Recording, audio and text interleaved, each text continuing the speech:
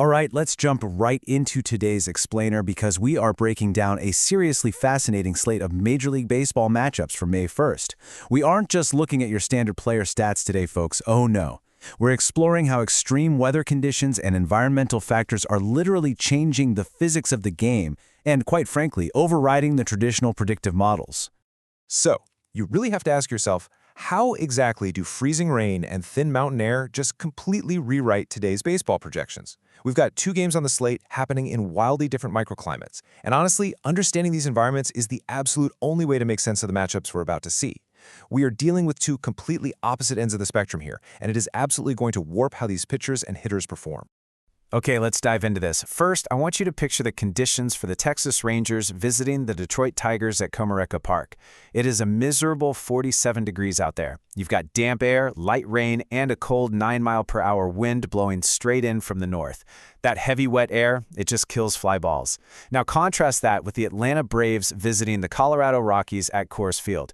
You've got high altitude, incredibly thin air, and this massive outfield where fly balls just carry forever. I mean, the contrast literally couldn't be sharper. What's really wild is just how much that Coors Field altitude changes the game. Get this, that thin air historically inflates run production by a staggering 30% or more compared to a neutral park. Just think about that for a second. The exact same pitch, hit with the exact same exit velocity and launch angle, yields a completely different result in Denver than it would anywhere else. The environment is essentially spotting the offense as a 30% bonus right out of the gate. Section 1. The freezing Comerica clash, Gore versus Flaherty. Looking at this pitching duel in the freezing Detroit rain, Mackenzie Gore represents a massive strikeout edge for Texas. The guy has refined his secondary pitches to fuel an elite 12.2 strikeouts per 9 innings. And that is exactly the kind of stuff that thrives when hitters are freezing cold and really don't want to get jammed. Meanwhile, Jack Flaherty, he's got a solid 9.9 strikeout rate, sure, but his 7.8 walks per 9 innings, that is a massive, massive liability in a run-suppressing environment where you just cannot afford to hand out free bases. And well, that leads us to this terrifying number. If we look at Flaherty's walk rate strictly as a percentage of batters faced this season, it's sitting at an incredible 18.0%. To put that into perspective, his career average over 10 seasons is just 8.8%. So he is currently walking batters at more than double his historical rate. Imagine the sheer damage of those free base runners in a tight, low-scoring game where the cold weather is already making it a total nightmare to string hits together. Now you might be wondering, is Flaherty just getting unlucky with some tight umpiring? Well, the source data makes it super clear that this goes a lot deeper. The analysis points directly to systemic mechanical issues. His inability to command the strike zone has absolutely ballooned his whip to 1.74. He's struggling to find the zone with his four-seamer, and those off-speed pitches just aren't getting the vertical rise they need. So actually, it's not bad luck at all. It's a fundamental structural problem in his delivery right now. So the real kicker is what happens when Flaherty's high pitch counts inevitably force him into an early exit, right? Well, it triggers Detroit's bullpen crisis. The Tigers' relief corps is struggling big time. They're holding a collective 4.39 ERA and a 1.49 whip. But it gets worse. Their inherited runner score rate is nearly 39%. Because Flaherty puts so many guys on base, he's frequently leaving those runners for a struggling bullpen to deal with in incredibly high-leverage situations.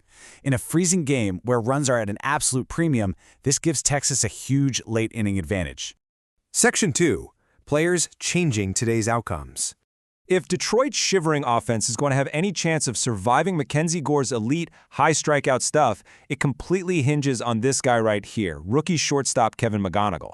He has been an absolute statistical outlier for Detroit. He's batting .328, but way more importantly for today's specific matchup, he's got an on-base percentage of .426. When the weather is sitting in the 40s and the ball isn't flying out of the park, you desperately need players who can grind out long at-bats, lay off pitches out of the zone, and just find a way to get on base. McGonigal's elite on-base skills are hands down Detroit's best counterpunch to Gore. Section 3. The Coors Field Altitude Advantage. Now, let's pivot back to Denver, because the pitching matchup here is a total study in contrasts that the altitude is going to brutally exploit. Veteran Rockies lefty Jose Quintana's advanced metrics are, well, highly concerning. We're looking at a 6.79 FIP and a negative strikeout-to-walk percentage. In the thin air of Coors Field, a contact-oriented pitcher's margin for error is essentially zero. You just can't let guys put the ball in play that much. Conversely, Braves starter Grant Holmes boasts a 3.62 ERA and a slider with a 30.4% whiff rate. That gives him the absolutely crucial swing and miss ability you need to actually survive in that environment. And this brilliantly illustrates why the models expect absolute fireworks tonight. Just take a look at the Braves' Aussie Albies against Quintana. Albies holds a career 1.553 OPS against him. Guys, that isn't just good, those are literally video game numbers. He is generally considered nuclear against left-handed pitching anyway, sporting a 1.024 OPS. Now take that historical dominance, put it up against a contact pitcher who simply cannot get strikeouts, and drop the whole thing into the thin, run-happy air of Coors Field. Albies is an absolute apex predator in this specific environment today. Section 4. The final projections. So here is how the proven computer models break it all down for us. For the Tigers versus Rangers, the projection is the under on 8.0 runs. That 47-degree rainy weather suppresses the ball, and Gore's strikeout ability should keep the scoring nice and low. The models also heavily favor the Rangers on the money line at -102. That's driven purely by Flaherty's systemic command issues and the pretty terrible state of that Detroit bullpen late in the game. Meanwhile, over in Denver, the models project the over on a massive 10.5 runs for the Braves and Rockies. The Coors Field altitude combined with Atlanta's league-leading offense taking on a struggling Jose Quintana, it almost guarantees runs. Because of that, the models absolutely love the Braves to cover the -1.5 run line. The math says Atlanta is going to generate significant early inning runs that their top-tier bullpen can easily protect, even in Denver. Which brings us to our final thought for the day.